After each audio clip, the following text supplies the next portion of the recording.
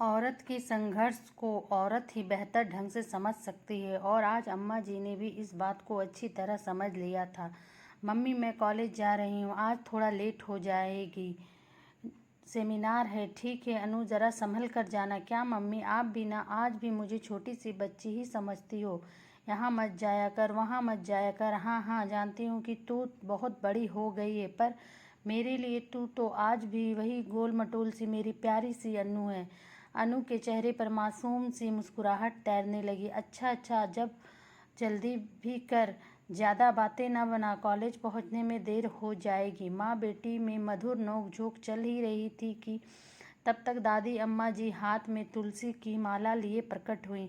कहाँ चली सवारी इतनी सुबह सुबह? दादी, मेरी एक्स्ट्रा क्लासेस हैं, बस कॉलेज के लिए निकल रही हैं। ठीक है, पढ़ाई लिखाई तो होती रहेगी, पर कभी कभी अपनी दादी के पास भी बैठ जाया कर।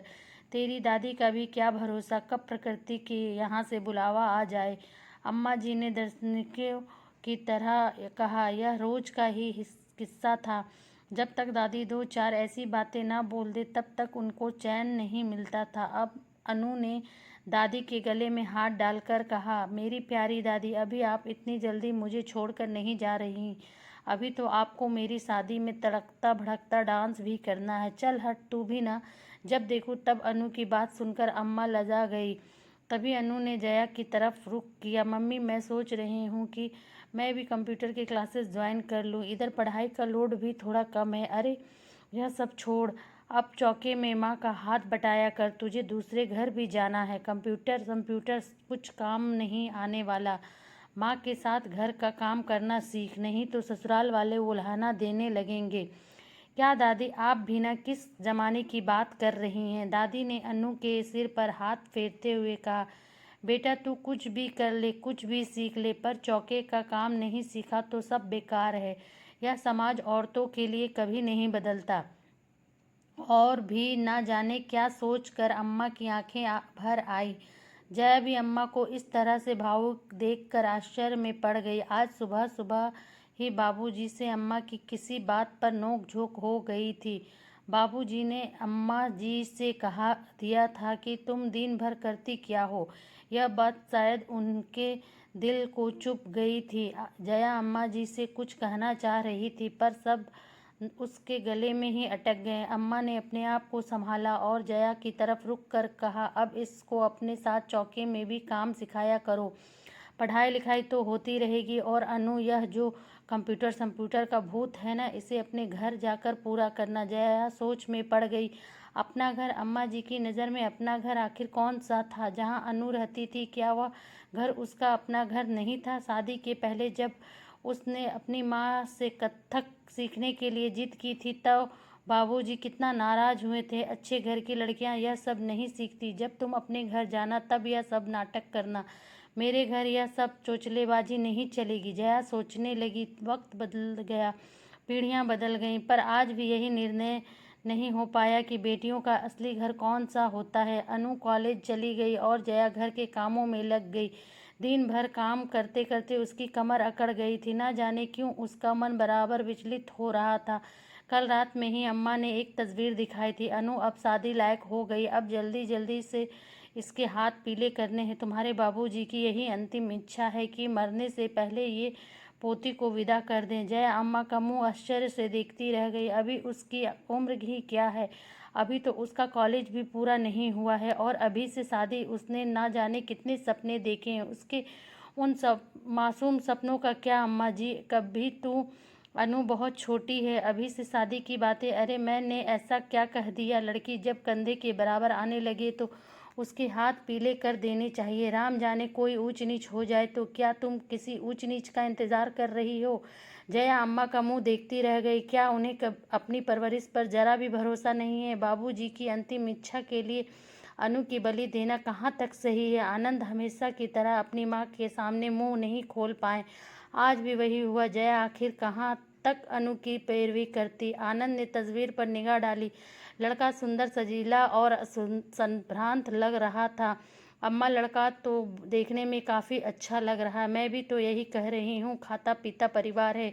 अपनी अनु खुश रहेगी। अपनी मैडम को समझा लो, इन्हें को ना जाने क्या दिक्कत है। अम्मा की तीर सी चुपती चुपती बातों ने जया को बेचैन कर दिया। आनंद चुपचाप अम्मा की बातों को सुनते रहे। जया को इससे ज़्यादा आनंद से कोई उम्मीद भी ना थी।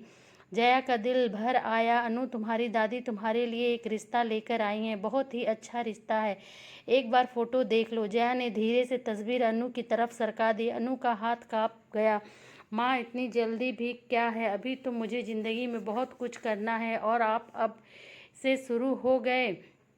एक बार तस्वीर तो देख लो, हो सकता है लड़का तुम्हें पसंद आ जाए। अनु गुस्से से फिफर उठी। बात पसंद या नापसंद की नहीं है, बात मेरे जीवन की है। सच बताओ माँ, क्या तुम भी यही चाहती हो? जया के पास अनु की किसी भी बात का कोई जवाब नहीं था। अनु ने बड़े ही संजीदा स्वर में कहा, माँ, क्या तुम भी यही चाहती हो जो सारी दुनिया चाहती है? तो मैं तुम्हारी बात नहीं टालूंगी। जया अनु को देखती रह गई। उस छोटे से वाक्य ने न जाने कितना कुछ कह दिया। जया चुपचाप तस्वीर उठाकर अपने कमरे में चली गई। पर बात वहीं खत्म नहीं हुई थी, बात तो अब शुरू हुई थी। दादी ने दूसरे दिन जया को रोक कर पूछ लिया, जया, अनु से कोई बात हुई? उस तस्वीर दिखाई? जी वो, अगर तुमसे नहीं हो सकता तो मुझे बताओ, मैं अभी अनु से पूछती हूँ। अनु अनु अनु कॉलेज जाने के लिए तैयार हो रही थी। अम्मा की आवाज़ सुनकर राहुल, बाबूजी और अनु कमरे से बाहर आ गए। क्या हुआ दादी, आप इतनी ज़ोर ज़ोर से क्यों चिल्ला रही हैं? अनु, मुझे लपेट कर बात करने नहीं आती।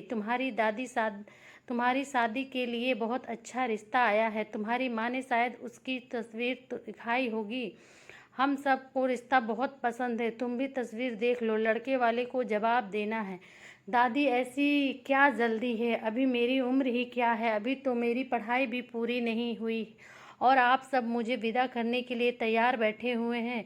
हर चीज़ का एक वक्त होता है, शादी की उम्र निकल जाएगी तो हाथ मलते रह जाओगी। पर दादी, पर कुछ नहीं, मैंने जो कह दिया सो कह दिया। तुम्हारे दादाजी की भी यही इच्छा है। ड्राइंग रूम में अजीब सा सन्नाटा पसर गया। तभी एक गंभीर सी आवाज़ ने इस सन्नाटे को तोड़ा।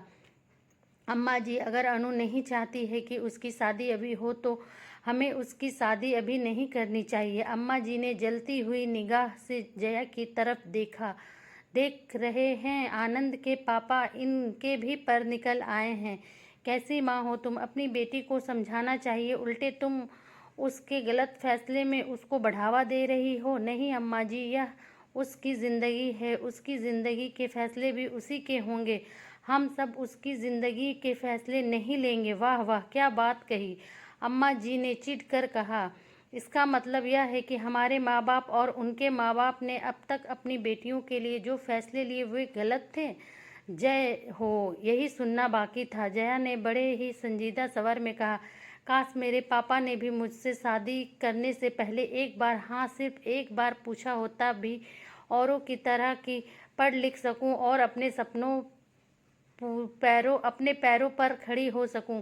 पर यह सपना सपना ही रह गया। हम बेटी को पढ़ाने की बात तो कहते हैं, पर उसे सपने देखने और फैसले लेने का अधिकार नहीं देते। सो फिर ऐसी पढ़ाई का क्या फ़ायदा? मुझे अपने पति से कोई शिकायत नहीं है, पर जब किसी मुद्दे पर मेरी उनसे बहस होती है तो अक्सर वो मुझसे कह देते हैं, तुम चुप रहो, तुम्हें समझ में नहीं आएगा। आपकी गृहस्थी को देखने वाली, आपके बच्चों को पालने वाली, आपके माता पिता की सेवा करने वाली आपकी पत्नी आपसे सिर्फ इसलिए कम है क्योंकि वह आपकी तरह पढ़ी लिखी नहीं है। यह अफसोस मुझे जीवन भर रहा और आगे भी रहेगा कि काश मैंने अपने पिता के फैसले का विरोध किया होता। काश मेरे पिता ने मुझसे मेरी राय मांगी होती तो शायद मेरी जीवन और भी खुशहाल होता और मैं आप सभी को आत्मसम्मान के साथ स्वीकार कर पाती।